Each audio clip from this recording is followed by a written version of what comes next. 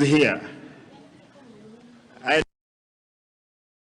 We want to confirm to you that we are going to be faithful to the, knowing that if we mess up, we'll definitely end up in the courtroom and you may send us into jail. We are very cautious on how we are going to manage the public affairs. Allow me, because I've seen one gentleman here, just to Ruben Monda. This is the brother, the former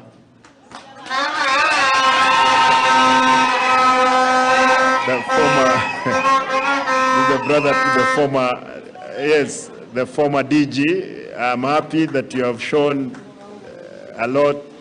And actually, they are here, the brothers of the former deputy governor. Yes, and the sister family of Mzee Monda. Thank you, guys, and I'm happy that you're not drinking from the cup of bitterness. You are here really to witness the new deputy governor in office. Asanteni.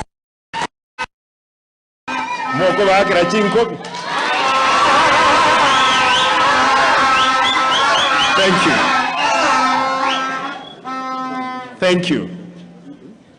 Allow me to address one issue.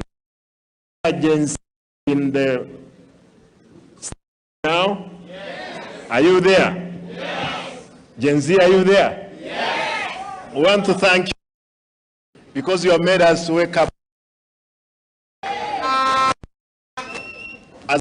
As we are, but I want to caution you. Anybody to the street tomorrow, please don't destroy properties, don't burn our roads. That's our humble request, because people, they have put a lot of effort into getting what they have, especially the public outside there. Yes, for the leaders, they would have stolen from you people, but for sure, you have woken up the country from where it was. We are determined to make sure we have gotten, moving forward, God willing, we'll get a solution.